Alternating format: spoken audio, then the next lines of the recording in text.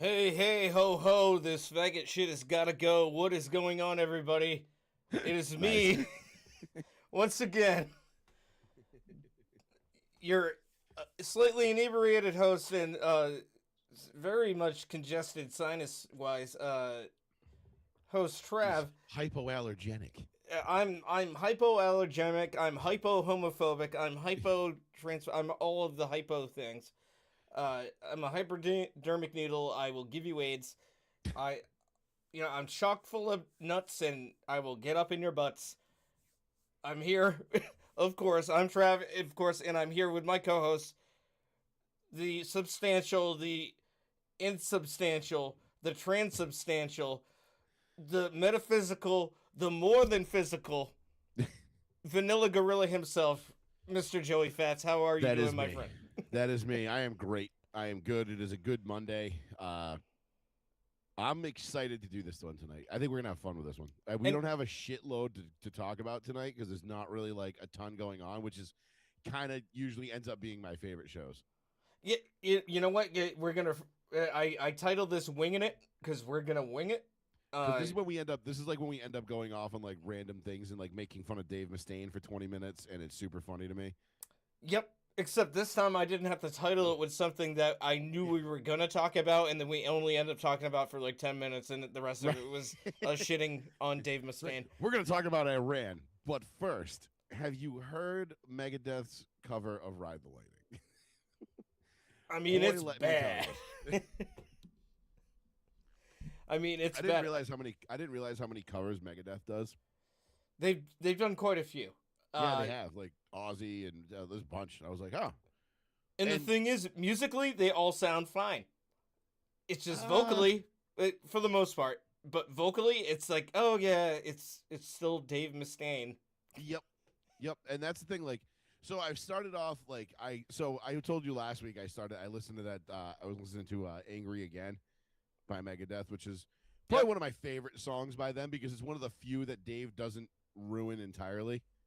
Yeah. Um, No, that's a good one. It's solid. yeah, great riff. Like the riff is super sweet. Like, I Oh, mean, he's we've got talked ad a ton of nauseum about. great riffs, but Yeah, Dave Mustaine is a riff god. I mhm. mean, there's no two ways make about no it. make no mistake. We may make fun of him, but But it's basically because of his voice and his lyrics.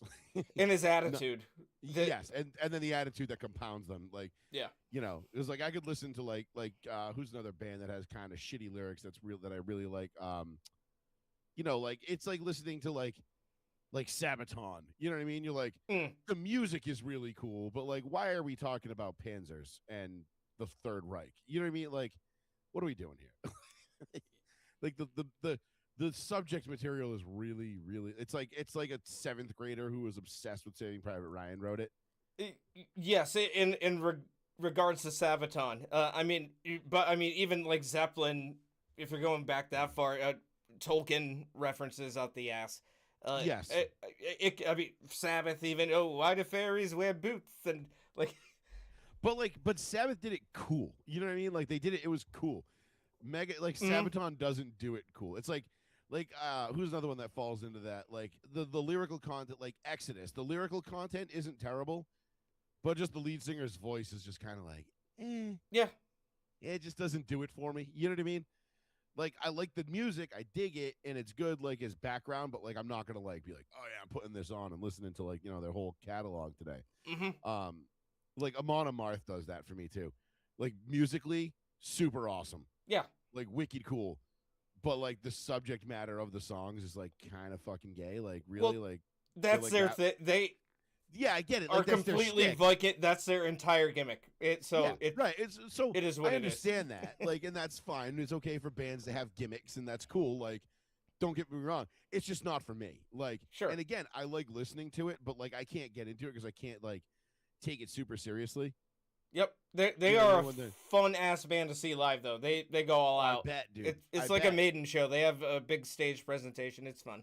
Yeah, they do look like I've seen some of their live stuff like on YouTube and whatever, but like it looks like a lot of fun. Like I would never looking. I'll tell you right now. I'll be the first one to tell you. If somebody like, hey, like we're going to see Amon Amarth tonight, you want to come? I'm like, fuck yeah, I want to go. Yeah, Like, because guess what? They're gonna absolutely. play for like an hour, and then you'll be like, "Hey, that was great." Yeah, exactly. And you're like, that was fucking cool. Like, I don't know anything they just said, but it was sweet. That was just the right amount of what I wanted from them, Yeah. and it was a fun time. And now I can leave, or like, Yeah, I feel like or maybe those, there's like, another those, band after and that. sometimes those are the best shows to go to. Hmm. Like, where you like, it's not something you're gonna listen to like on your own, but like you get just enough of a taste of it. They do a really good job live, and then you have a lot of fun, and then you're like, okay, now I can not listen to them for a year and be totally fine. Sure. Or But that was great. on the flip side, maybe it's a band you never heard of, and you happen to see them open for somebody else, like it happened to me a couple of years ago. And I was like, holy shit, who is this band? They're amazing. I ended up buying, like a $30 t-shirt from their merch booth later on. Because I was like, those guys were fucking sick. You're like, oh, this is Sepultura. Yeah, no, it was some band from Canada, Angel Maker. They were one of the opening acts for Dying Fetus and Black Dahlia Murder. So I was like, nice. Well, never heard of this band. Glad we got here early to see them because they were fucking incredible. You know who I'm not? You know who else I'm not like a tremendous fan of? There's like a couple of bands that so my whole point of bringing this up was because I put on Angry Again on Spotify. Right. And I've been letting the Spotify play off of that. Like whatever the next songs are, like I've just been letting the playlist generate through like Spotify generate the playlist. Which has been great because I'm listening to songs I haven't heard or completely forgot existed. Like tons of Motley Crue stuff that I was like, oh yeah, I forgot all about this song. You put on like the suggested or like the smart shuffle? Not even the smart shuffle, just like the playlist that would base like, so it'll just like take like stuff like, okay, like you're looking for like early 90s like kind of thrashy upbeat metal heavy rock. And it just plays off of that. So you get like Exodus, Testament, Motley Crue, Guns N' Roses, like stuff like, but the heavier stuff, not like the stuff. So, but like and I realized that there was like there's two bands that I think like everybody loves in the metal world that I don't personally love, and like I don't know. I'm not saying like I change it immediately when they come on, but it's like pretty close, and I feel like it's a pretty rough list for most metalheads because they're like, wait, what? Like, what do you mean you don't like them? Number one, Lamb of God. Okay. Like, I like a lot of their, like, I like some of their stuff, but I've really got to be like, it's very specific, and I got to be in the mood for it. Ashes of the Wake is an excellent album. Yeah, like listen, I'm gonna preface it with this too. Like, I totally get the appeal. And I think they're like super good. I just don't like their sound. You know, if that makes sense. Like, well, they're very. You hear them like, oh, that's the Lamb of God, because of the vocals and it's a no doubter. And every one of their songs has that sound. It like Black Dahlia Murder is the same way to me. It's like if I hear a song of theirs, even if it's a new one, and post Trevor dying, I'm like, oh, that's a Black Dahlia Murder song because they are so consistent with what they do. Correct. Although I do like Black Dahlia way more than I like Lamb of God. Like O Muerta's a great song. Like that's one of the ones that's in like kind of like in my like the Faded Line is great. Great riff there. That and then the other one, and this one kills people, especially my brother because my brother fucking loves this band. Pantera. Like Pantera for me is like on my like borderline, like I'm like getting ready to put them with AC/DC, like where if I never heard them again, I'd be okay with it. I feel you on that, and I am not surprised by you saying that, because honestly, dude, years ago, I was like, Lamb of God is like the newer Pantera. Yeah. They are the quintessential, like, current metal band, like, American metal band, where it's straightforward, like, they have their own, they always sound the same, but they're that punchy, like, almost southerny sounding, even though Lamb of God isn't really that southern. No, but I know what you mean, though. But it's they have that just very distinct sound. Like, there's no doubt about it. Like, I love Dimebag, but like whatever that like, but his sound is so distinct that like you can't like not know it's him. You know what I mean? Like, and unfortunately for me, like, and Rage Against the Machine falls into this for me too. Where like all their shit starts to sound the same. Yes, and I'm like, and I know there's subtle differences in like being like at least. I wouldn't say I'm musically inclined, but at least like having like known like taking like basic music theory classes in high school, if you will. Like, I'm not my cousin by any means, who's like a composer and wins like awards or Academy Awards and shit like that. But or not Academy Awards. What's a Grammy? Well, they're like, I haven't- worthless anyways, but yeah. right, but like, but it's kind of cool. Like my cousin has a Grammy. Like that's pretty fucking sweet. No, Like, yeah, that is awesome. More but than he I got. I think he won it for like composing like a score to like either a kids movie or a kids TV show or something. And so like he's like super musical genius. Yeah. You know, I'm like I'm not that, and I'm not trying to pretend I am because I took a couple of classes in high school, but like I did pay attention and like I know how like music's supposed to be structured. I'm terrible at it, but I know what so like I get like like the intricacies of like what Pantera and Rage and all those bands did, and I understand it, and that's why I understand the appeal. But for me, like just at face value, I'm just like, oh, yep, okay, I hear. What is it like that? Was it Line 6? Is the brand of pedal that Dimebag used? Or was it? It was like a very specific brand. Well, very specific sound. he used Washburn guitars. That was his signature line, and then I think he used like Eddie Van Halen EVH amps, like in heads, like 5150s. I'm trying to remember what the hell it was. He had his own wah pedal. There was like, was it like Line? I don't know if he had Line 6 anything. I know what you're saying with them though, man. Like I think he did. I think he used Line 6 for early on a lot. Maybe. And anyway, it just produced a very specific sound that if you knew what it was, like you heard it and you're like, oh yeah, that's it. But like everything just became like everything just kind of like started to become that sound to me. Yes. And I couldn't get away from it. Yeah, and that can be said about a lot of other things. Like once the new metal broke, then like the Korn and Slipknot sound, that like scooping the mids and everything, and like drop CE tuning 7-string guitars, that became more prominent. So it's like, how much can we down tune this guitar? Exactly. And I know exactly what you're saying about Dime and Pantera. It's like at this point in history, it's like, yes, it is like pastiche. But at the time, holy shit, was that something special? Dude, like the first time you heard Walk, you were like, this song's fucking slays. First time I heard it, I think was because ECW, RVD. That was his song when he came out. Shit, that's funny. I don't think I listened to Pantera until probably after high school. Mm. Like obviously they'd been around for a long time. I'm sure I'd heard them at some point. Yeah. But they never grabbed my ear. Like Metallica grabbed my ear. Yep. Yeah, and same. Never let go. I listened to Pantera after Metallica, of course, but same. So Metallica was like my first favorite heavy metal band. Like back, like I said, like I think we talked about it. Like I think like Load and Reload was like my first real introduction to them, and then I got to go back and rediscover the first 5 albums. Yeah. And I was like, holy shit! Like this is fucking insane. You're like, hey, wait a minute, this shit isn't like gay. Yeah, you're like, wait, it gets better. Wait, why do they end up like this? Like this is still good, but you're right. Well, it's okay, like, but if Load and Reload were any other band's like debut albums, everybody would be like, oh my god, these guys fucking rule. Like, these guys are the greatest. Well, for the time, especially, yes, they'd be like, oh, these are great, like current rock, hard rock albums. Yeah, they weren't the very thrashy metal that we'd been accustomed to. No, not at all. I mean, but even the Black Album kind of got away from the like that thrashy sound. Yeah, of, like the '80s thrash. You know what I mean? Yep. And they did. They certainly morphed did into that, which was fine because obviously, I mean, let's be honest, dude. The Black Album is a fucking masterpiece. Like that's on the Mount Rushmore of metal albums. As far as like I mean, you play Enter Sandman. There's not a single person in the world that doesn't know that song. And it's not even their best album, in my opinion, but it has to be regarded as such because of what it did for them and because commercially it was so successful. Yeah.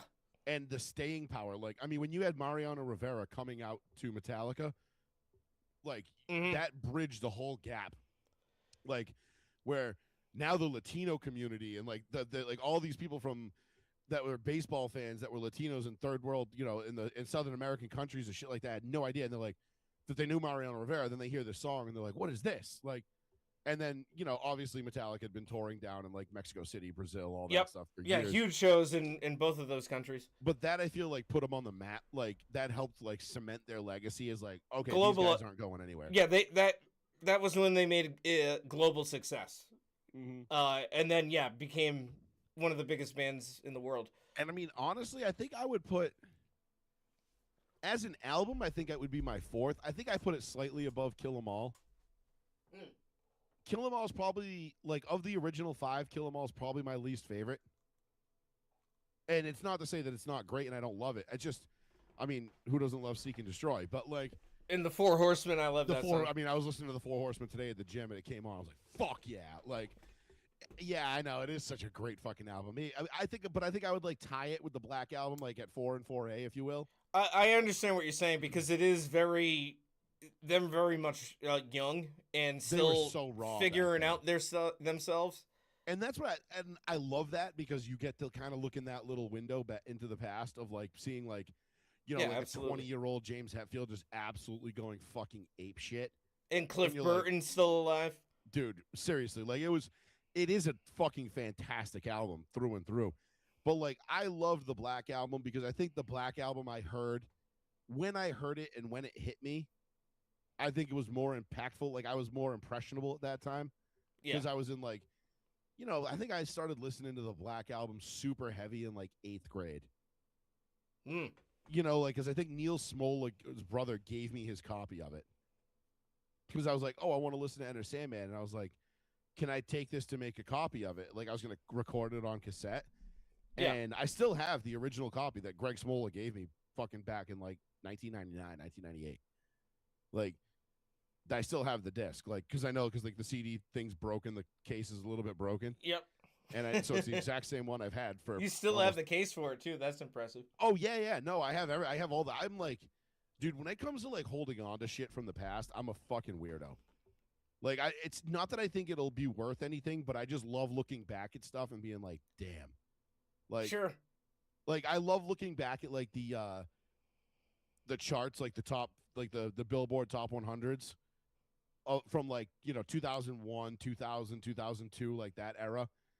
And just, like, being like, oh, yeah, I remember that song. Like, I fucking hated that song. But shit, does that not remind me of working at the yacht club with fucking, like, Al Baramia and Sean Crofton? Yeah, you're like, oh, shit. Because it was just the HJY playlist. You know what I mean? Or whatever was on MTV and was out. What else was popular? So you're like, oh, yeah, Christina Aguilera, Genie and Bottle, or whatever. Fucking. Yeah, you're right. And that fucking song. Oh, dude, I remember getting so many boners watching that video. Like, right? You know? But no, like, it's just. It's funny because, like, all that stuff, like, I got into my own music, like, kind of, I would say, probably later in life than most people do. You know, like, I didn't establish Metallica as my favorite band until probably, like I said, to Load Reload, like, middle school. Oh, yeah. For me, they already were for a while.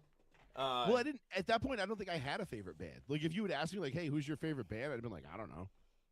You know, like, George Thorogood, like, because that's what my dad listened to. Yeah, and you really only knew, like, a couple songs by him. I mean, they were enough to know they were good. I knew most of George Thorogood's catalog at that point because my dad had a couple of tapes of his because my dad really liked him. Because he was very bluesy, and my dad was big into, like, the blues and stuff like that. Oh, and George Thorogood's amazing, great guitarist. Oh, he was incredible, dude. Honestly, like, I get in this argument all the time with one of my friends who hates George Thorogood, hates him, like, can't stand him. And he's just like, dude, fuck you. I'm like, no, fuck you. And, like, we'll just go back and forth about it. But what does your friend have against having a good time? Like, because that's just George. That's George like saying, "Oh, I fucking hate Creedence Clearwater Revival." Like, right? It's just like, do you also hate America? Like, what? Yeah. Like, do you hate titties? Because that's what you're saying right now. Yeah. Do you hate big titties and a fat ass on a lady? Like, it's kind of weird. Kind of gay, but pretty gay. You know, whatever. You know, it could be a little gay. You know, a little. Yeah, I think he likes to play tummy sticks with his friends. Yeah, but no, like, I love George Thorogood because, like, you put on George Thorogood. To me, George Thorogood is, like, the quintessential summer music. Like, I could just put on George Thorogood on my Bluetooth speaker in the backyard in the middle of summer, and I am immediately brought back to, like, when I was, like, 7, 8 years old as a kid. Yep. On summer break, like, NASCAR is in full swing. We're going to the race, like, you know what I mean, like, whatever, like, that to me, like, it brings me back to that, and then it, like you said, it's just good time music. Hell yeah! Like, I mean, Who Do You Love comes on, and you're like, fucking A, bro, like, exactly. You know I what I mean? love it when that comes on, and specifically, I have like a playlist when I go kayaking, and Credence is heavily on there, and so is Oh hell George yeah. Thorogood. But yeah, dude, the best thing going down a goddamn river and fucking Green River comes on, or fucking like Born on the Yep. Bayou, Yeah, right? Like I mean, how can you not love that? and it's just like, ah, yeah, there we go. It just fits. So like, and like I still like where was I? We were at I was at the Honda dealership this weekend with my wife. She was trading her lease in and getting a new car. And like one bourbon, one scotch, one beer was playing, and I was like Hmm. immediately like, fuck yeah, like Yeah, this song's tapping my like foot, 10 minutes singing long, but I'm along. listening to it all. It's Yeah, I know that exactly. It's a 10-minute long story, and it's just, but it's Mhm. fucking great. But no, I didn't get into like my own like flavor of music till probably like I said, like late middle school, early like yeah, probably like seventh, eighth grade. That sounds about right though. Like to like Well, actually like start to try and figure it out on yeah, your own, like what you I guess actually so. like. Where you get where you like is that the age where like most kids start breaking away from what their parents listen to and like start getting branching out on their own? Like I don't know. Like I feel like all my friends were kind of like already like ahead of the curve with that with me. Hmm. Because like like Ryan had like Dave Matthews Band, like, and he still loves Dave Matthews, which whatever. I mean, I can't stand Dave Matthews, but It each is their what it own. is. Yeah, which is funny because we were best friends growing up. We spent every waking moment together, like through elementary, middle, and most of high school, and we have such completely opposite tastes of music, Yeah. which Well, is weird because most of my friends in high school that like my core group that wasn't Ryan because like you guys were like a year older than me, so I had like my friends in my grade. But like I was hanging out with like Eric Gauthier, Tommy Alphonse, Sean Crofton, and they were like Crofton thought like Metallica was too soft. You know what I mean? yeah. Like they're not heavy enough, and I'm like, what? Like, you like that like super heavy like death metal, like black metal, and like all that. And then Tommy was just disgusting at guitar, and same with Eric. So like we all like kind of vibe to the same stuff. But like Ryan and all them, like they were into like hip hop and Dave Matthews, and I was like, ew, that's gay. It's like so gay, so gay. I was like, you guys are listening to Ja Rule, fags. I mean, shit. I was listening to a bit of everything back then. I got snobbier as I got older, but yeah, like I think we all do though. middle and high school. That's where you're like listening to what you like, but also what your friends found because this is before the internet. True. At least in middle school for us, in early high school for me, it wasn't what it is right now. Like what we're doing right now, wouldn't be possible. Well, like, and it's kind of shitty. Like, I'm glad Spotify is a thing now Yeah, it's great. because it brings me to music that is either existed or I would never have heard to begin with. Like, for example, I was playing All Hope Is Gone. Slipknot came out what 2008. Yeah. I didn't hear that album. Like I didn't even know I didn't hear Psychosocial until 2000 like late or mid 2009. Hmm. Like the song had been out for like over a year. And I remember I was working the door at Knuckleheads one night on my Saturday like I always did. And it had come on the jukebox and like I heard the riff and I'm just like and just that and I'm like what the fuck is this? And I'm like this is heavy as shit. I'm like what This the is fuck pretty is good this? right here. And like I run over to the jukebox and I hit like, the button to see like now playing and I'm like Slipknot. I'm like what the fuck? I'm like and then I immediately like ran home, like ran to like iTunes or whatever, put it in and I was just like holy shit, this fucking slays. And then Yeah, I got the it's a album. good one. The whole album was great. I mean, honestly, it was a fantastic album. And but like I still didn't like I was so like cocooned up in like my own little world of like that was just like walled off like because I'm like such a dickhead like that like I don't branch out like I know what I like, you know what I mean, like I'm the kind of guy that'll go to an ice cream parlor with 156 flavors and I'm like yeah just give me the vanilla. Yeah, is it, if 'Cause I it's a know I good like- hey, if that's a good ass vanilla, like a good vanilla Yeah. bean ice cream is fucking dope. Like sometimes that's all you But need. they're like, oh, you don't want to try like the cookies and cream or the cookie dough. I'm like, no. I don't need all your frills. Just give me my vanilla. That's what I want.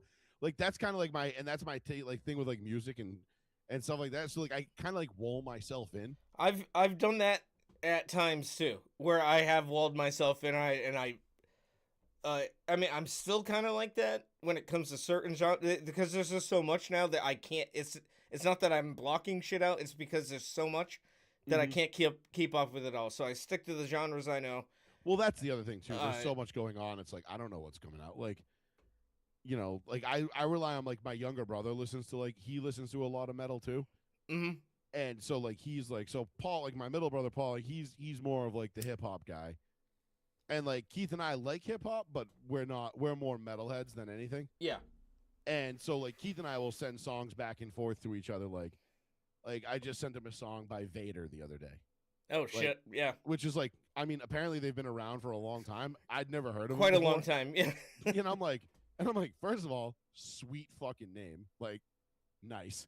And then also like the music was all like, holy shit, this song fucking rocks, dude. Like this is fucking heavy. And I sent it to my brother, and he'd never heard of it either, so I didn't feel as bad.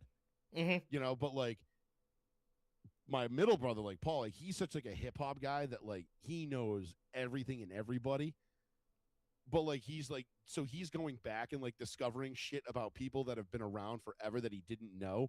Mm-hmm. So he's like, yeah, he's like, I always hated E40 growing up. He's like, but then I watched like this history of hip hop documentary thing, and like I forgot he'd been around since like the 80s.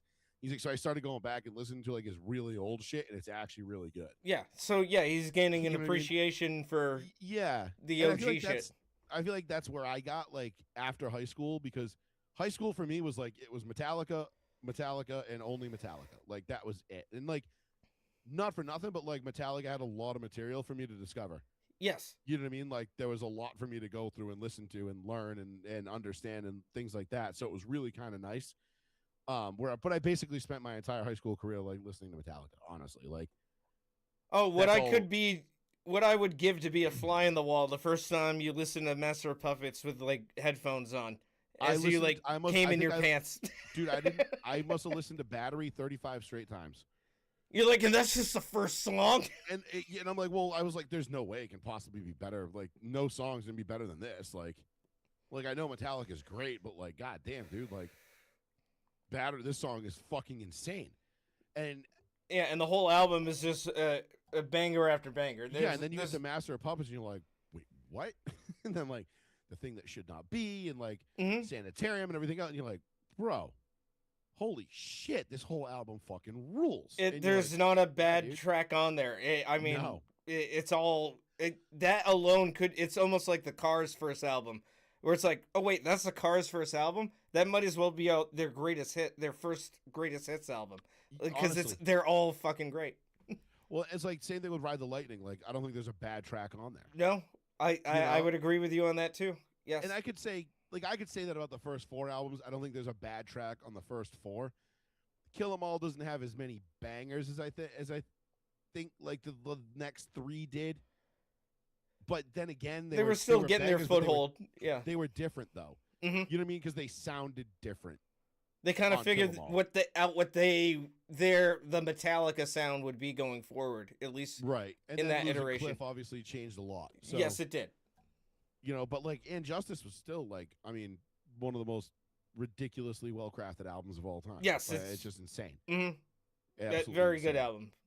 Like, I mean, one could be considered like one of the greatest songs ever written, in my opinion. Yeah, it's based on James's ability to shift like his vocals in that song, like the story it tells, like the way it's constructed. Obviously, the musical aspect of it is insane. Yeah, like then you factor in the visuals, the video, like and everything else, and it's just like, dude, this song is absolutely fucking brilliant. Yeah, it's an all-timer. Blackened is fucking great. Dude, I want them to come out one time to Blackened when they play the intro forwards and then into it backwards. Like double intro it. You know what I mean? Because somebody played it for me and they were like, it was like a TikTok thing. It was like, do you recognize this song? And it was the intro of Blackened played the right way. And of course, within like the first 2 notes, I was like, oh yeah, I already know what this is. Mm-hmm. And then you hear it like the way it was intended to be, and you're like, wow, it's actually pretty fucking rad.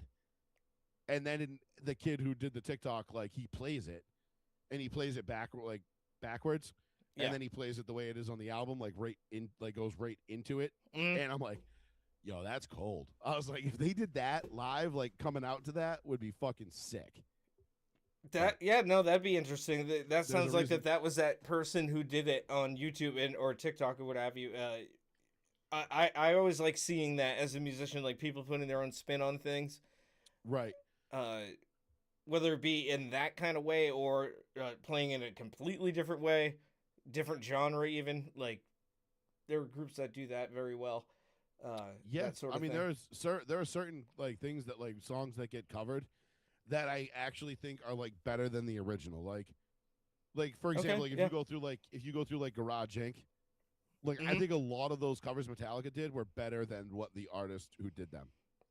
And I know Yes. that wasn't their intention to like show those artists up, but a lot of the time, like you're like, dude, it's Metallica. Like if they cover your song, it's probably going to be better than what you did. Like, Yeah, and that was just them putting it to album because they had already been covering those live for like a right. couple decades.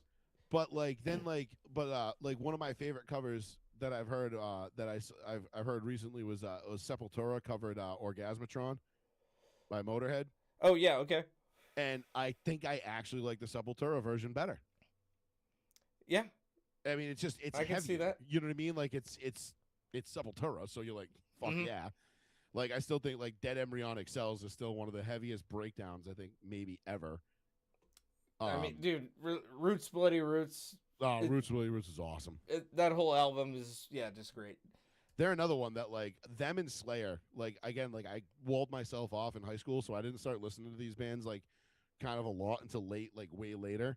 And being able to go down the rabbit hole of Slayer, Sepultura, like now I'm like finding all these other bands and stuff that I'm just like, dude, that I'm like I've been missing out for so long, but it's so nice because now I have new shit to little new to me shit to listen to. Exact, and it's better late than never because now you don't have to wait for the next album by these bands. You have them No, all. right, everything's already there, It's new to you, and yeah, you get to absorb it at your leisure, and it's just and like, oh yeah. and you already know you're gonna like it because I'm like, yeah, I already know I like Slayer. Like, there's no Hmm. question about it.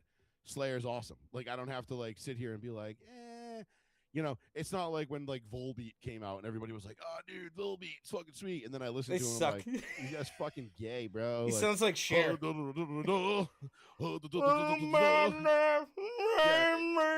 yeah, I'm like, this guy sucks. Like, I was like, this is like Nickelback if they kicked up the tempo a little bit, but like also somehow gayer. I would rather listen to Nickelback than Volbeat. Honestly, I could get down with that. I definitely could agree with that. Not that I want to listen to Nickelback, but if I had to choose But between if the push two, comes to shove, I'm taking Nickelback. yeah, Volbeat's pretty terrible. It's the vocals that take it me out of it. It's like, Oh, they're awful. They ruin it. They totally Dave Mustaine the whole thing. oh, oh, a scathing indictment. You Dave Mustaine something. Ooh, Yeah, that's it's pretty funny, harsh. But you know what? I gotta have to agree with you on that too. it's harsh but accurate. It's sad but true. Yeah. Oh God, Dave Mustaine's gonna cover that now too. Oh yeah, because what was the other cover that sucked that they did was I think they did, was it Paranoid that Megadeth covered? And, Uh, I think it's was it Paranoid or was it they did do a Sabbath. It was on the Beavis and Butthead album that I had. no shit. Oh no, wait, that was 99 Ways to Die. They definitely have. Where was it? Yeah, Paranoid is the one I heard the other day. Yeah, and so I heard that, and I'm listening to it by Oh yes, Megadeth. it's not bad except for his vocals. Like it's a faster paced version of Paranoid, That's what I felt like. I was and like, they it's just sped thrashy, it up. so it works. Like musically, it's actually pretty good. Yeah, but like, it wasn't that good because it just wasn't that good. All it was just Paranoid just sped up to like a tempo that nobody asked for. Like, you know what I And mean? with Like, Dave Mustaine's vocal. yeah, you're like, ugh, like Finish they with didn't, my 'cause, like, they woman. didn't do anything different to the song except just speed it up. Like at least when Slayer covered Iron Butterfly and they did Inagata Davida, like it was wicked heavy and it was super fast, but it was like that made sense because that song was not fast. Like Paranoid's pretty quick already. Yes. Just making it quicker because you're like, look how much faster we can play it. And you're like, It's Yeah, but thrashy. it didn't need to be.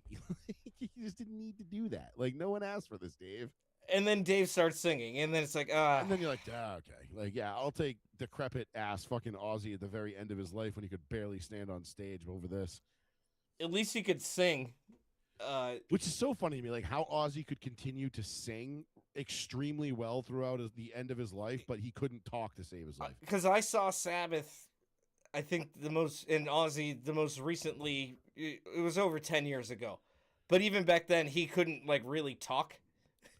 He could move like, I feel around. like he hasn't been able to talk for 20 years, like since he was on the Osbournes. Even was then, just like he a could barely mumbling- talk. But Yeah, he was like a mumbling mess But when it came to singing, he nailed it. Like every time. It was uncanny. It was so weird. You're like, how is he doing this? I swear to God, he was superhuman. To have done the shit that he's done to himself over the years and live as long as he did and still be able to sing until basically the day he died. I think it was It's basically just crazy. like autopilot for him at that point. Ah, shit, I lost you, Joey. Let's see if I can't get you back. Oh, here we go. Here we go. Okay. Yeah, here we go. Got you back. Yep. What do you say? He was basically on autopilot? Yeah, like I think because he had done those songs so many times. Yeah, For it was so just many committed years, to it was like- just like muscle memory. Exactly. But Yeah. I mean, he still had to have, the voice and, technique to do it properly, night in, night out. So, a combination of autopilot, but also being able to do it properly, not just phoning it in. Right. But yeah, anytime in between songs, like, oh, everybody, this song is always about fairies got boots. And then, And yeah, he just made nonsensical like noises with his mouth, and then you're like, it's like almost like it's like the opposite, like it's like how they made Ronnie James Dio out to be in South Park. yeah. Are you kids ready to rock? And he's like, hold it tight. And you're like, what the fuck? Like, Yep. it was not And it's just the track, which Yeah, is great. They made him sound like this like decrepit old fucking retarded man, and he's just like, and then just like bangs out. It's like full vocals. You're like, oh shit. And the kids would not know or care who he was because they're No.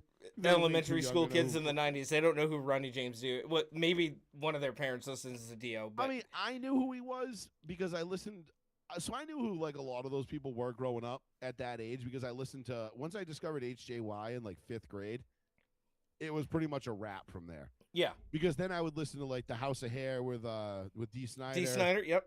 Metal Zone with Lou Brutus, like all those, and like and they would play like deep cuts, like shit you'd never heard. And they're like, and I loved how D Snyder used to like introduce these like bands and stuff. He's like, and I went on tour with these guys back in the early '60s, and this and that, and blah blah blah, and now they're still continuing to rock. And you're like, here's Def Leppard with a song you've never heard before, and I'm like, okay, cool. Like, I mean, I don't know if Def Leppard was touring in the '60s, but you get my point. Like, Yeah.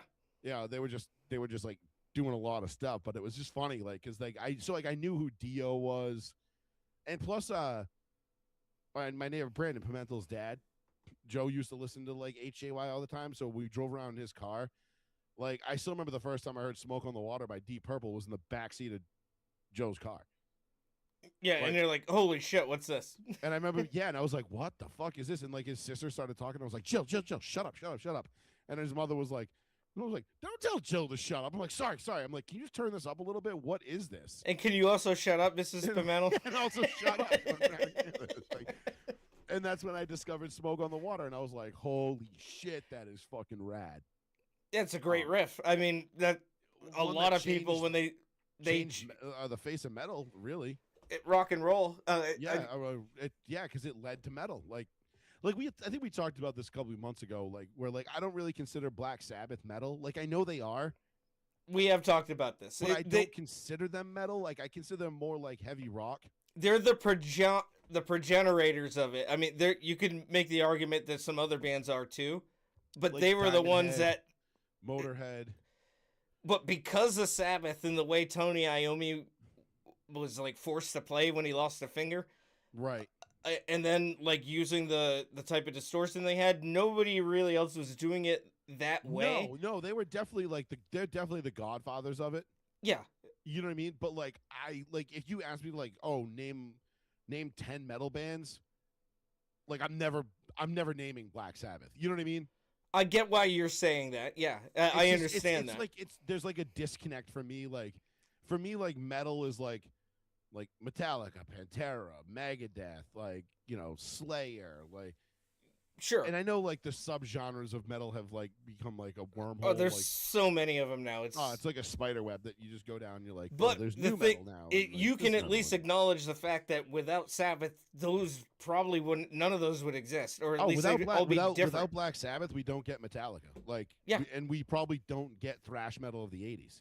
hmm I mean, everything is because people like I forgot even a lot of the times that Sabbath's been around since the fucking '60s. Yes. Like that's a long like. I did a fact check. I had to fact check it because I thought I caught a major blunder when I was watching the original Kong Skull Island with Samuel L. Jackson, hmm and they go into Skull Island and Paranoid's playing, and Yeah. they're like, oh yeah, post Vietnam, and I'm like, Sabbath wasn't out during Vietnam. I'm like, no, they weren't. And then I looked it up and I was like, holy shit, this song came out in 1973. I'm like, what the fuck? Yeah, and Vietnam wasn't done yet. But Anyways, Vietnam so- didn't end until 75. But like in Right. my head, Vietnam was in the 60s for some reason. Like, I don't yes. know why. Like, I mean, it started then. right. But like, it's like, yeah, to me, it was a 60s war, not a 70s. Right. I don't It's kind of like how some people think of like World War II only starting when America joined it in a way. Like, Yeah, no, it'd been going on for 2 years before that. Like, yeah, and not the Or they even don't longer think than about that, the really. build up that led to it. Like Hitler held an Olympics. yeah, the Munich games, what, 36? Yeah. Yeah. Yeah, that's kind of wild. And then 3 years later, it was like, fuck you, Poland. Yeah, but meanwhile he's sitting up there all up on methamphetamines and he's just glaring at Just glaring at the Jews. well, and what's his name? Jackie Owens or Yeah, Jackie. Yeah, right. The sprinter. yeah. Yeah, Yep. yeah. And then he's like sitting there, and and then 3 years later, it's can you survive the Blitzkrieg? And you're like, oh, shit. Oh, by the way, Hitler's birthday today too. Oh, it is 420. Holy shit. Mm. Oh, It's I'll amazing. hit my pen again. Yeah, Happy 420 to those who partake. Not happy Hitler's birthday to anybody though. not happy Hitler's birthday. No, I mean, I'm sure. will- I'm sure Nick Fuentes is celebrating somewhere, but And Kanye. yeah, Kanye. Yeah. Myron Gaines, the Hodge twins, probably Candace Owens. Yep. All the people that have gone like off the fucking deep end. Alex Jones even now maybe. Alex Jones, man, what a fall from grace. Like, why did he decide to take that route? We did touch on this last week, but yes, I had already known about Candace Owens. That happened almost as soon as Charlie Kirk got killed. Candace Owens lost me like during, like right before and like during COVID. Like, I feel like she started saying stuff where I was like, all right. I'm like, I'm done with this, bro. Yeah, I was never like fully on board with her, but I respected her for a bit. I was like, oh yeah, you know what? She was decent. Yeah. She was decent at one point, and you were like, okay, like she cares, and she's, wants, like she understand, like she seemed like she came off as like a common sense Republican, conservative who like kind of knew like, and could combat like the dumb woke bullshit from the left because she was a black female. Yeah. You know what I mean? And like, she could simply say like no, like I'm not a victim. I know how to get a driver's license. Like, you know what I mean? Like all that kind of stuff. Yeah, And then she was like, you guys want us all to be token members of the DNC. Right, exactly. And she's you like, no, wanna we're not prop all us like up. that. Yeah. Yeah, you want to prop us up and just give us stuff based on our skin color, which is not what we want. We want to be based on merit. Mhm. But then I forget what it was like, but it was like somewhere like around 2020, end of 2020, early 2021 maybe. And she started like saying shit, and I just remember being like, yeah, she's kind of losing me here a little bit. And then I kind of like brushed her off and didn't really listen to her. And now I'm like, well, thank God I was my gut instinct was right on that one. Holy shit. Because she is like just gone off the rails, dude. Yeah. Like, I get it. Like, and maybe this is just how people are these days, but like, not everything is some grand conspiracy, Exactly. and I feel like the people that like, I kind of get like not annoyed, but like kind of annoyed with people that feel the need to like make everything out to be a conspiracy, to make it seem like, oh, this is a conspiracy and you're just a sheep being led down the. It's like, bro, you're not that much smarter than it. You're not the smartest guy in the room. Like, you're not seeing something nobody else is. You're just connecting dots that aren't there. Yeah, and then you Like, ask them, well, what are your sources? What are you basing this on? What information are you basing your just opinion open on? your eyes, bro. Well, I'll show you, and then they show you something, and it might as well be like an Oscar Mayer wiener ad. Yeah, Like it gives you AIDS when you watch it. And you're like, you're oh, like, great. wait, that's what. Cool. I was hoping to die from AIDS today. Thank you. Thank you for that. Like it would have been faster, more efficient, and would have made more sense if they literally just reached their hand up their ass and pulled a piece of shit out and be like, "This is where I got it from." Yeah. I mean, it's true though. Like, I don't get it. Like, I don't understand like the fascination with like, especially now. And I think I might be repeating myself a little bit here, but like I'm like so sick and tired of like the laziness of the like it was the Jews. You know, like I get it. Like I don't trust Israel either. I don't trust their government. I don't trust Yep. anything about them. But every little fucking thing that happens isn't the Jews. You know what I mean? Like Yes. they're something that's positive for America can also be positive for Israel. That doesn't mean we're in Israel's pocket. That doesn't mean, they control Trump and our government and everything else. Like that's not the case. Like no. But I don't believe it to be either. But yes, there's some people out there that connect them to everything. and the one that It's ad nauseum now. It's like, oh well, don't they control? Well, they control Hollywood on all the banks and therefore everything else. And it's like, I think everybody is in collaboration with each other when it comes to the higher ups in power. It doesn't matter what their religion is. If they have enough influence one way or another, they're gonna work together. I mean, it is kind of crazy when you look at like how many billionaires there are in the world and how many Jews there are in the world and what percentage of billionaires are Jews, and you're like, all right, that is a little. There is something to it. I don't think it's disproportionately high. Oh, it is. I could be wrong. I forget where I'll see if I can pull the numbers up. Yeah, go ahead if you can. But I don't think that's 1-to-1 either or approximately 9.1% of the world's billionaires are Jewish. So nearly 10%. That's not nothing. And let's see, population of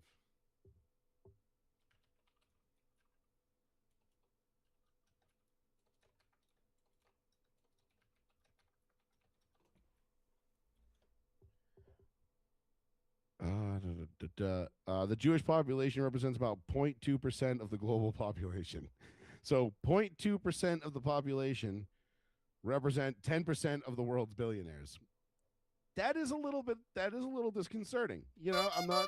Yeah, it's I'm not saying like, I'm not one of the, I'm not saying we got to go all fucking Uncle Addy here, right. And eliminate all the juice, you know what I mean? But yeah, it is a little weird. Like I get where the overrepresentation people come from. Mm-hmm. I get that aspect of it because I do believe there is something to that. Now, what does that mean? I don't know. I don't know. Like I'm not one of these people. Like I had a lot of Jewish friends growing up, so I'm not one of these people that believe that all Jews are just inherently evil and sneaky and underhanded. Yeah, you know Sam, what I mean? I have plenty of Jewish friends. Yeah, like that's ridiculous. Like it's not even worth entertaining in a conversation. It's like me saying I don't like China, and by that by China I mean their government, their policies, not the people. Right. Their communist, murdering regime of a government. Like has nothing to do with the actual people. Like yeah, I don't dislike anybody in North Korea other than the leadership. Like yeah. I mean, I'm sure there's probably a bunch of people in North Korea that I dislike because they probably hate me probably. Dead, but in general, I'm not at odds with the people themselves. It's like if I go to work tomorrow and like the new kid's Korean, I'm not gonna be like, what side Korean? You know what I mean? Like, yeah, which is why I also understand why weird if he was North. People here, outside that aren't Americans will be like make the same assumption or same conclusion, like, oh, well, they're American. I don't like Trump, so therefore, but most of them don't make that distinction. They'll be like, oh, well, you're American and you like Trump, well then fuck you all together. Right. And then like people like so like there is a lot of like especially European countries that don't like us to begin with, Like namely we need any France. of them. Yeah, which is hilarious. I know because like the French like the French hate us. Like I've You had to experienced it start with the firsthand. French. Oh, because I've experienced it. It was the only country I went to in Europe that like they were openly like just rude, cold, like fuck you to you, like right to your face.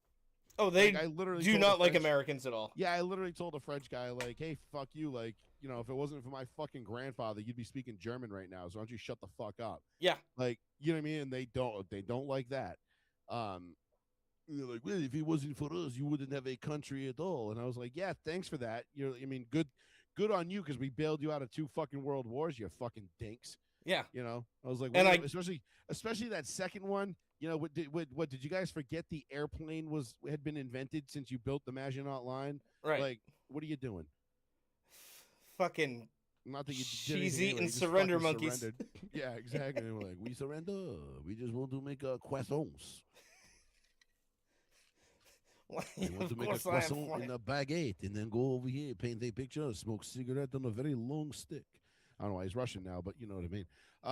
It turned a little Russian there. I do that all the time. My Russian accent's one of my favorite ones that I do, and it's but I'm not great at it. You know what I mean? But it's still fun. What I can is make anything meaning sound of- Russian. what Can't make is everything meaning sound. of But this? French, like I lose it after a while. All I can do is ho ho ho ho ho. Oh, baguette, You know what I Jacques mean? Cousteau. My French accent is basically limited to like my Pepe Le Pew, viewings as a kid. Yep. And I guess your Mexican could also be as broad as Speedy Gonzalez and I mean, I know what Arriba means. yeah, and Got that Andale. going for me. Yeah, I mean it's fucking hilarious. Like so, like obviously I work with a very large Latino population, and we have this one guy. He's in his cell and he's like got a speaker on a thing, and like they make speakers out of like cardboard and magnets and stuff. And then he's got this music playing in his cell, and I don't mind it because it's like whatever. It's against the rules, but I'm like whatever. Yeah. And I walk by and like one of my supervisors came in and was like, hey, like the fuck's with this music? Like go take care of it. I'm like, all right. So I walk up, I open the door to the cell, and I'm like, yo, DJ Pendejo, turn it down. You know what I mean? And they're like, and they all like a bunch of they all start fucking laughing because they're like, yeah, how do you know what that means? And then every time I see him now, every time he walks out, I'm just like DJ Pendejo in the building. You know, like, and he's like, man, fuck you, Palatroni. Like, but he laughs about it because it's funny and he knows it's fucking funny. But yeah, that's like, dude, like, I feel like most of my high culture education came from watching Looney Tunes as a kid. Like, I know about opera, different languages.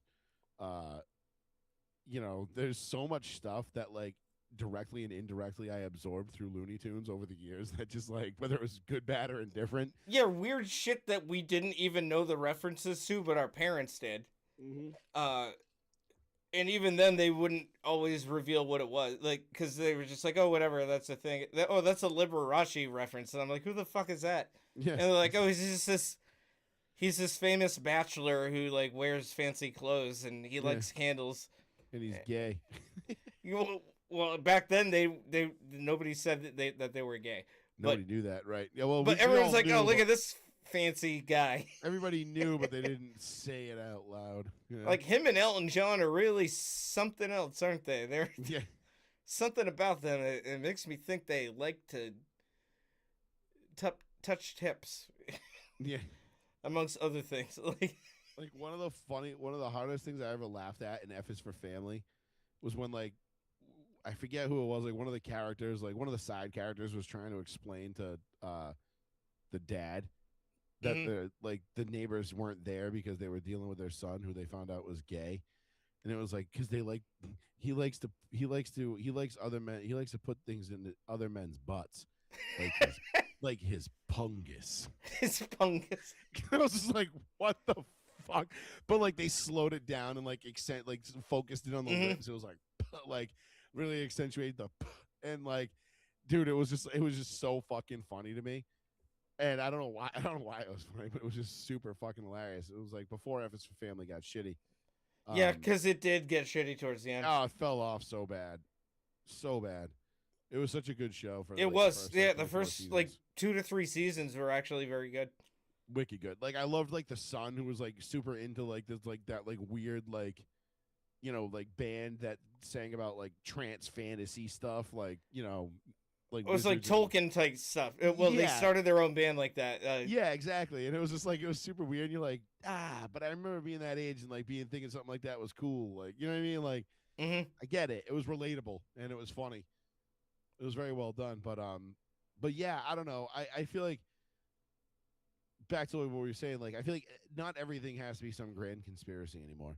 No, it doesn't. And Especially when it comes to like the Jews and specifically. I don't think so. Like, I understand why some people might think that, but I don't think it's that big of a thing. Even though you did reveal to me, yeah, the billionaire percentage of them, uh, yeah, that's a that's little high, bit. but that's not like global. That's not everybody that like. Okay, let's say they're the ones that can control anything because they have the most money out of them.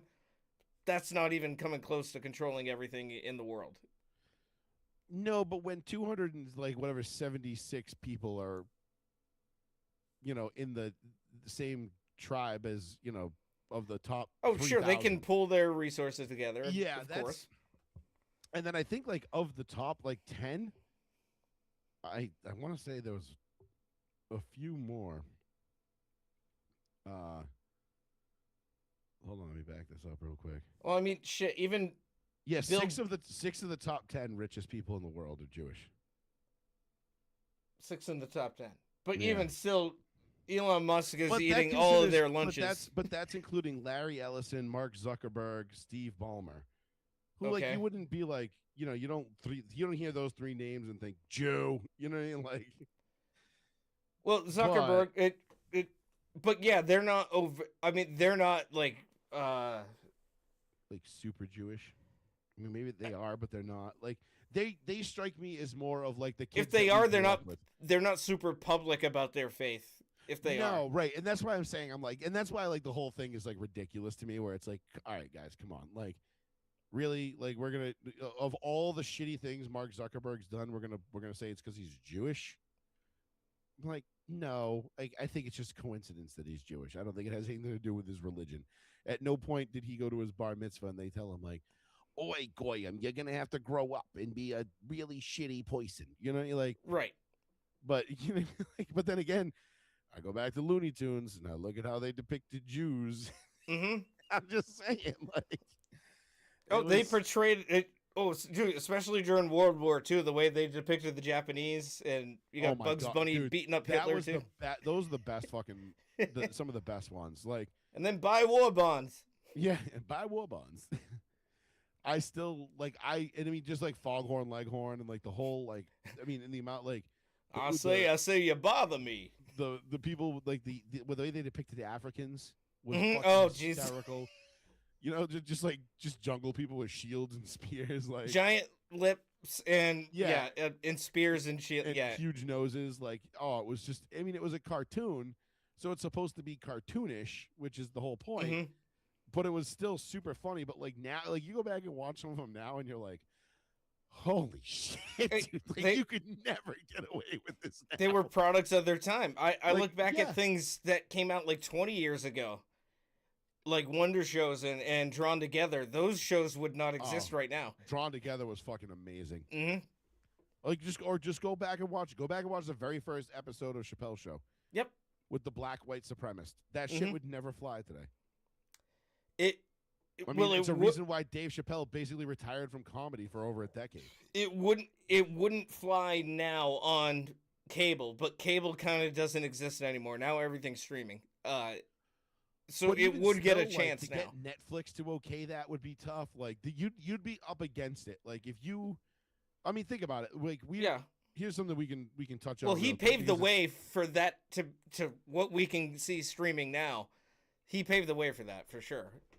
Oh, absolutely. I mean, Chappelle was and he doesn't get nearly enough credit. I think outside of like the small circles of people that really like that watched his show when it originally came out, because it was so and even he said it. He's like, he had to pull back doing it because he's like, I felt like I was making racism like okay, because Right. we were making fun of it so much that people thought they could just walk up to me and be like, "Sup, Negro?" Like, and he's like, Yeah. "Whoa, like I'm with my family, dude. Like, I appreciate you being a fan, but also like, calm down." You know what Yeah. I mean? What Like, have I done now? Because yeah, and I think that's why he kind of pulled back on it because he's like, "Am I doing more harm than good here?" Because I think initially he got into it by being like, "Hey, like, let's make fun of all this stuff. Let's make light of it. Everybody can laugh at it, and then we can, yeah. make it, so it's something that's people are more comfortable talking about rather than being taboo and awkward." And then he got into it, and then he realized it was kind of having the opposite effect. Like it was making people okay with racism, which I don't think he was making people okay with racism, or I don't think he intended that. But I think what he was doing was he was making people like not look at you as a black man anymore. They just looked at you as a comedian who happened to be black, which I think ultimately was the point. But I think to get to the point of like where you don't have racism, like you're gonna have to have like you're almost gonna have to sacrifice a generation, if you will. Yeah. You know what I mean? Like we're like okay, we're just not going to care about this anymore, and we're just going to let things be as they are, and we're going to judge people on the content of their character rather than the color of their skin. But the grifters will never let that happen, so it'll never be that way. But you know what I mean? Like that's kind of like I think where Chappelle was trying to take it. Like, all right, let's just make it all so that like, hey, we can make fun of everybody and anybody. Yeah. Pointing out everybody's differences. Yeah, like like and I remember they did like a whole thing on the Lost episodes where like they interviewed people in the crowd and they talked about like the pixies, the black pixie like that pops up on Dave's shoulder when it's like, Yeah. do you want chicken or fish? He's like, what kind of fish? He's like, catfish. And the black pixie pops like, ooh, catfish. You know what I mean? He's like, I'll have the chicken. He's like, you fucking race traitor piece of shit, whatever. Yeah. And then they come in and they're like, and he's like, sorry. He's like, we're actually all out of the catfish. He's like, but we have the fried chicken. He's like, fried chicken, fried chicken. Like, Yep. and he's like, and the guy's like, he's like, fuck, like the pixie wins because it like no matter what, like you always give in to the stereotype because Yeah. like and then they like interview the crowd afterwards and this like Jewish guy stands up and I only know this because he says he was Jewish and he's like part of like when we go out to dinner, he's like, I always overpay or over tip because the stereotype is that Jewish people are cheap. Mm-hmm. He's like, so I always overpay and chip. And he's like, and by the way, I think fried chicken and watermelon are delicious. Yeah. Like, Because I'm guess like, what? They're delicious foods. exactly. Who doesn't like those things? I mean, you know who's got probably my favorite fried chicken around right now? Shaw's. It's I haven't had theirs in a If bit. you go but to their deli, it's not if you bad. go to the deli, not the one that's like in the middle, in the like where the deli meets the produce section. No, where the people are actually behind the counter. But yeah, there's a whole like thing of fried chicken in there. Yeah, that's where they make it. Yeah, it's I gotta tell you, dude. I had it a couple days ago. Yeah, I might not need to go to Popeyes anymore. No shit. It's fucking good. It's really fucking good, I'll give it a shot. and it's cheap too. I think I got like a wing, a thigh, and a breast, Mm-hmm. and it was like $6. Yeah, so you got like a quarter of a chicken, Yeah, I got a whole like basically a whole ass chicken for $6, or like a It was half more- of it. Yeah, like I half of didn't the. even finish. Yeah. I couldn't finish it. It was that much. Yeah. So I was like, and it was lit. I was like, yo, this is dope. Nice. Yeah, I usually go to Stop and Shop and I'll get the fucking rotisserie chicken and I'll house that. Me in and my one wife sitting. will do that with like if we're feeling like we don't feel like cooking, and we want Yeah. like just like a good meal that without like because we can rip that whole thing apart and take it for lunches and shit for the whole week. and Oh, dinners you for can the do whole a week. lot with it. Yeah. Yeah, and it's like $8 If that. for the whole thing, and you're like, yeah, I got dinner for tonight, and it's bomb, and I got lunches and shit. I can make chicken salad, sandwiches, whatever. Like, Yeah, fucking- you could. it's You just make good. It's fucking good value. buffalo chicken dip with it. Hell yeah, a lot you can do with that. But Mhm. but yeah, I think Chappelle paved that road, He And then he- certainly did. and then he hit the ripcord on it. I mean, I think he had personal reasons too. When he because he talked to Charlie Murphy about Eddie Murphy, because remember Eddie Murphy went bonkers for a while, Yeah. and Dave was like trying to like avoid getting rich and losing his mind and falling into that trap of like Yeah. drugs and women and alcohol and all that other stuff. So then he And went to Africa. So he went to Africa. And I love like Charlie Murphy and Darnell Rollins like go up. They ask like the producer, and they're like, "Where's Dave? Where's Dave?" He's like, "Africa." And it's like that was when we had our ka-chung moment. You know what I mean? Yeah. And the music like ka-chung. Mhm. Like Africa.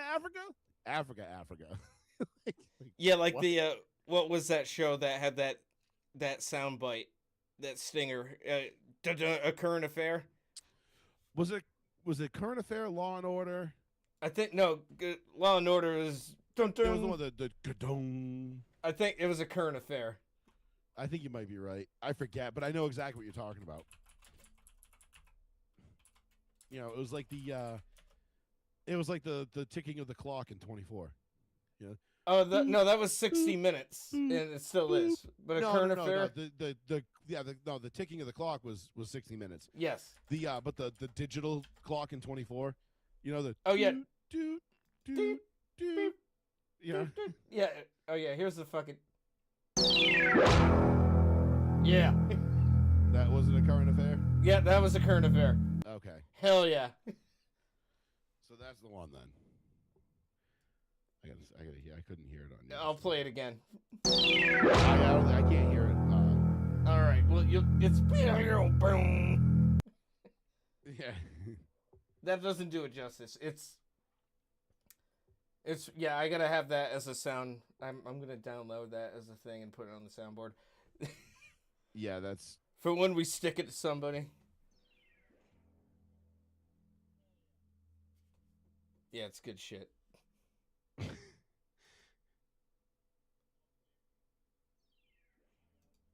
Oh, there it is. Okay, now I can hear it. I can hear it when I unmute the YouTube stream. Oh yeah, that makes sense. Yeah, okay. But I don't have that on. I don't want it playing over. I don't want to listen to me in the 3 seconds. No, yeah, that's how we get feedback. Yeah, no, can't have that. We figured that out the hard way before. We sure on did. my end, mostly. But Yeah, when in doubt, blame the producer. Trust me, I know. I do it all. I do it all the time. Well, in that case, it's me. But yeah, Yeah, exactly. When in doubt, blame the producer. It pretty much always was on my end. Hey, I'm the talent. Okay, I just show up and talk into the microphone. None of this is not my purview. Okay? I just pay this man on Gabagool. He's very gracious to be And a if it part comes of on the this. top, I send it back. Exactly. Speaking of which, have you liked The Office, right? You were a big Office fan. No. No, you weren't a big Office fan. I'm okay. I've never watched like a full episode. I'm aware of the references. Oh, okay. I watched Parks and Rec. But I did watch the original Office series, the British one. Right, that's that right. We've gone over. Ricky Yes, that's Gervais right. Parks did. and Rec. I'm the same way. I've watched Parks and Rec plenty because I love Ron Swanson. Just Mhm. and Aubrey Plaza was great. Yes. And the cast, I feel like the cast in Parks and Rec was far superior to The Office. Oh yeah, But I feel like The Office to me was a funnier show, was a better show. that's Or fair. maybe I just fell in love with it first, and that was the reason. But nonetheless, Parks and Rec is super good. Love it. But I've been watching Rooster with Steve Carell on HBO. Yeah, I think you told me about I that. did tell you about that. Okay, It's on my list. basically- I haven't started it yet. It's very Office Parks and Rec style humor. Okay, I do like Steve Carell. Still, yeah, He's funny. exactly he's Steve Carell as Steve Carell gets in this, which is exactly what I want from him. So it works. But yeah, no, it's a good show. That and I've been looking for this anime called Detroit Metal City. And it's just I saw this clip of the guy, the main character, and he just fucks the Tokyo Tower. And like it's literally awesome. fucks it. Literally fucks the Tokyo Tower. And I can't Why? find it anywhere. Like it's just I can't find it. It's just it says it's on Netflix, but I can't find it on Netflix. And I'm super bummed about this right now. So Yeah, you Come need to across know the why and the how behind that. Like, yeah. Well, apparently he's just like a sexual deviant, and it's something to do with like they start like a black metal band, and he's like trying to find himself, but he's a sexual deviant and all this other shit. And I don't know. The clip I saw was fucking fantastic, and I was like, I'm not an anime guy, but I will watch that. you're like, well, this guy fucks, so I'm gonna watch it. This guy fucks. He fucks buildings. And, yeah, and like, I got, like, Okay. he like fucks the Tokyo Tower to the point like it becomes like electrified. I don't know. It's And it like, comes. yeah, pretty much, and that He- it provides power to all of he Tokyo. he fucks it to completion. Like Yeah, it's like super funny. Like the animation, like the hips, they're going so fast. It's like, Jesus Christ. like, what the fuck are we doing right now? Like, fucking Japs, man. It's like, God, you send a couple of nukes their way, and they're just like, man, we are gonna fuck you guys shit up for the next 38 fucking 100 years. Yeah, and I think I brought it up last week, but yeah, the influx of seeing Japanese people on X due to the auto translate has been great. Like, there's I haven't so noticed many that, but- Japanese people that love America. Oh yeah, absolutely, which is great. And I mean, I've never met anybody that went to Japan and didn't love it over there either. Mm-hmm. And I mean, I'm dying to go there, to be honest. I Like, want to just see- go. just to I go wanna see go. the Godzilla exhibit. Which, by the way, did you watch the trailer for Minus Zero yet? Yes, I am amped for it. I know you weren't as big on -1 It's come around on me a little bit, because but it's nothing can ever take away the initial disappointment I had when I saw it. that's fine because it's not what the legendary movies are trying to be, which is the No, big no, no, and, cinematic like And I don't want this to be anything like Legendary. Like I think Mhm. Let it be its own. yeah, 2014 and King of the Monsters were great. After that, they've been kind of fucking lame. Goofy as shit. Wicked, dude. Like, I mean, Godzilla vs. Kong, the first one, not horrendously terrible, but the next one after that was just so stupid. With like the little like tiny monkey, but it's evil. You know what I mean? And then like And the Kong star- and Godzilla, it's basically a buddy cop movie. yeah, pretty And they much. can then- run both. They can both run super fast when it's been established that Godzilla is so big, he can only take giant slow steps, and those Yeah. cause tsunamis. Like, I'm looking forward more. I think there's a Shin sequel that's supposed to be coming out too. okay, I'm on board for that too. But yes, -0, I'm on board for it. They're following the same family from the first one, which I'm fine with because that was a very compelling part of the story. We'll Yeah, see they're- what they Toho's- do. Yeah, Toho's touting a Shin Godzilla sequel, I'll watch it. which I will definitely watch because Shin is probably my favorite one. And that one's a lot of bureaucracy. A lot of people in boardrooms just be like, well, What are we gonna do? well But that's what I Godzilla's love, kind of like a that's the best tadpole part. thing right now, but he can't possibly get big. Oh shit, he got bigger. I know, right? It just follows the same storyline that every Godzilla movie up to that point had ever followed. They're like, you know, you have like the one, like the cliche dissenting Republican, if you will, who's like, what are we gonna do? Shut down the economy over this stupid tadpole? What's it gonna do? Grow to be 350 feet tall and be able to shoot B-2 bombers out of the sky? Oh, fuck. Well, that's also what was great about it because before that, you never saw Godzilla like evolve in any kind of way within one movie. Like, No, he just came out of the ocean and was or like, and then bang, maybe what's up? gets super powered later, but other than Yeah. that, he was always just a giant, What was dinosaur. it, Essentially. Godzilla versus Space Godzilla, where he dies at the end because he kills himself. Yeah, he turns goes into dust. But, Thermonuclear. Yeah. Mhm. Oh, Whatever. Godzilla's died so many times. The worst one was 85 though, when he jumps in the volcano Yeah. or falls in the volcano, I should say. hmm That one was the one like I cried as a kid when I saw that because I was like, no, and I was like, whatever, like 6. And that was one that Godzilla was a villain. Like he was destroying. Yeah, he was a the- bad guy, but you were rooting for him. Well, force of nature, like in -1, like force of nature, it's indifferent towards humans. We're just in its way. And, Correct. Exactly. And there's that's no why I rhyme or think- reason for what it's doing. It's just doing it. I hope -0, like with the newer budget. Like I know they've hinted at introducing like another monster. I don't know that they even need to do that. But if they were going to introduce anybody, like God, I have my fingers crossed for Gigan. Oh, But- Gigan's one of my. It would be far fetched for them to bring Gigan first because he's like a space like he's specifically from and space. and he was always Ghidorah's sidekick. Yeah, You know what I mean? but Like, he dude, always the kinda played- design of Gigan, the claws, The Yeah, hook hand the arms, scythe hands. and then the blade on the saw blade on its chest. Yep. It's goofy as shit. Like, but the mandibles and like the feet, everything, dude. It was such a fucking rad design. And then Oh, what was the it, laser beam eye too.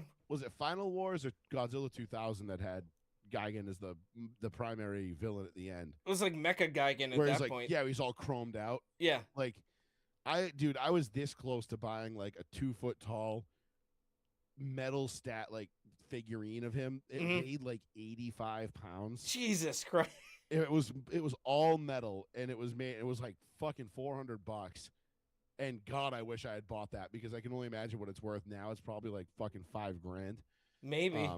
Just based on like cost of materials and shipping. But like, yeah, if it's I'm solid, like, even if it's I like, wish I'd fucking bought that thing. It weighed a ton, dude. That's what they in the description. It was like, this is metal. It weighs a lot. Shipping will be expensive. yeah, fuck yourself for buying this, but Yeah, no, it was, dude, but it was so awesome. They were like, and also be careful, because like the spines on it are very sharp and Yeah, pointy, and they can cut you. also, yeah, part of the solid metal. Yeah, I would love to see Gigan. I think it would be too early in this group of movies yeah, for him to do be it in introduced. the second movie would be like quick. I've also heard that Gigan might be coming into the new Godzilla X Kong Supernova, whatever. That makes movie. more sense based on what they've already had. King Ghidorah and Right, Legendary's already done this, so and it fits into the MonsterVerse, which yeah. As far as -0, I could see them going old school, like all the way back, and have it be Anguirus, which was like the first Godzilla's first foe, if you will. yeah, but the also armadillo became- looking but also one. became his buddy. Yeah. Oh yeah, because Apple then buddy. when Godzilla became friends to all children, like Gamera, Yeah. like, oh, he is friends to all children, and his Jet Jaguar. But dude, Yeah. that Jet Jaguar one, that Godzilla versus Megalon, holy shit, that's one of my favorites. It's so That one's an absolute classic. campy, but Oh, so campy. It was so Mhm. good though. That was like, and then anything that had Godzuki in it was also like, it oh, was absolutely. 50-50. You know what I mean? like what was the one with the? Was it was it Monsters All Out Attack? Or was it Godzilla? I forget which one exactly. Where the little kid befriends Godzuki. Yes, And it turns out like it's all a dream. Was that Terror of Mechagodzilla? That might have been Terror of Mechagodzilla. it could have been actually. any. It could have been one of the ones with Mothra, because Mothra always had the little people, but then also Mothra was friends with children. It was like, Have you been watching the one on yeah, it was Terror of Mechagodzilla. That one in particular, the little kid where he wakes up. He wakes up and it's like it was all a dream. of It was course, all a dream. He used to dream. Got a Word Up magazine. Godzilla and Ghidorah in my limousine. Yeah. Have you been watching the Monarch series on Apple at all? I don't have Apple, but I think it's on HBO now via that. Like, I think it's now Okay. on there. Because that's been a pretty dope MonsterVerse. I've heard Show. it's good, and Kurt Russell's in it, and I love Kurt Russell, so I'm gonna watch it. He's awesome in it. The acting is good. I won't ruin it for you because I have a theory about the main character, the main female character, the Japanese chick. Mm-hmm. Of course, she's like in an interracial lesbian relationship because 2026 they all have to be. But nonetheless, it's still really good. It doesn't fixate on that. I think they just kind of mention it to build the character a little bit. Sure.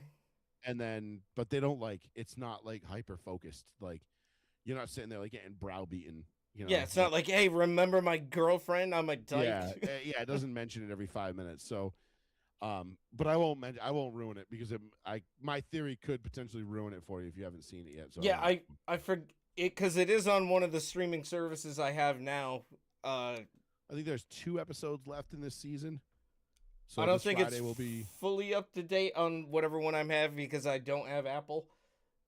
well, it wouldn't be the first season would be fully up to date. The second season still hasn't released yet. So they release it once a week on Apple. Okay, I might be able to watch the first season. Yeah, definitely. I recommend it. It's really good. No, It's yeah, actually, it's not a it's just keep in mind it's not a Godzilla show. no, I know that. I know he Yeah, might it's- show up every like maybe once or twice. He's a primary, like they reference him, like because obviously Yeah. like G-Day from Godzilla 2014, which they consider G-Day. Yes, I know it's a side thing, but there's yeah, other that's monsters. that's what the whole basis of the show like stems But- from. I'm interested in that because they have made it actually interesting. Yeah, uh, it's not bad. It's actually even though- pretty fucking good. Those newer movies are cheesy as hell. You know what? Yeah, like the I one where they still give like up. that They- cheesy monster movie. I like cheesy monster movies. Obviously, I'm a Godzilla fan. Yeah. But also like I don't know, like I liked the ones that were more serious. You know what I mean?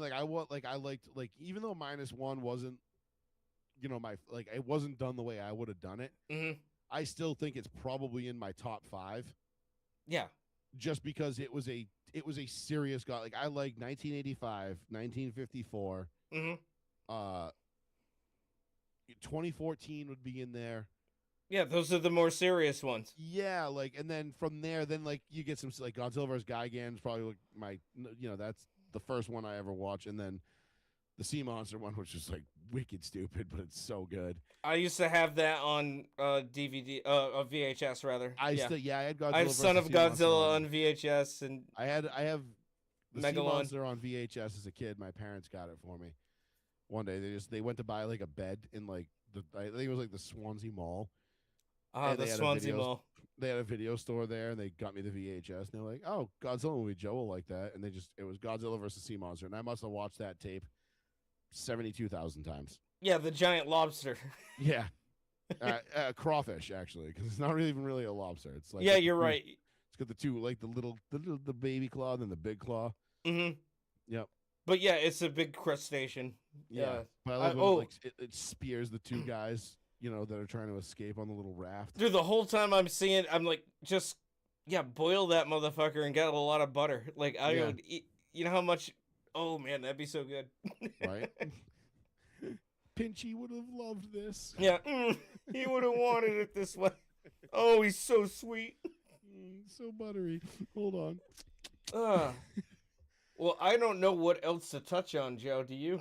No, I think we're good. I think we covered a lot of nonsense tonight, which I love. So I think for again, this is the premier free-form conversation podcast or whatever the fuck this is. yeah, I'd say I think this was a good example of that. Like, absolutely. we didn't have an agenda. No, we did not. And you know what? Sometimes these are the best shows. They can be, because you know what? A lot of the times it turns into this anyway. So Right. Exactly. at least We have people a won't be plan. mad. Where We like have a it's plan, and then somebody mentions Godzilla or Dave Mustaine. hey, and we were supposed to immediately- talk Iran. Okay, well, guess what? I got my Simpsons Ayatollah Assahola shirt in the other Yeah. day. Okay, you're welcome. That's fucking awesome. It's pretty great. Love it. But no, all right. Yeah, I'm gonna Topical. go. It's Dega week for me on iRacing, so I did get to race against Lando Norris the other day. No shit. I know you probably don't know exactly who that is, I don't at all. I just said that like, oh no shit. but he is the reigning Formula One champion. Oh, no, like in real life, or you mean Yes. on? No, like in real life. No shit. Yeah. Well, that is He- impressive then. He won last year's. He's really young. He's I think he's Australian. And Nye. he's British. One of those two. I forget. Nah. Yeah. Which have you watched have you watched the Big Les show yet? No. With Sassy the Sasquatch? Ah, dude. Oh damn it! You told me about this like a year you ago. gotta watch it, dude. It's so fucking funny. Like right, I hold on, literally was pissing my pants laughing at something the other day from it. And it's so stupid, but I'm it's gonna so put good. it up on you. I'm gonna bring it up in a window here. So after this, I'm actually gonna do the same. I'm gonna watch it while I race tonight. because Sassy it's- the Sasquatch. Yeah, the Big Les show, Sassy the Sasquatch. I did watch some of it after you sent it to me, I believe, but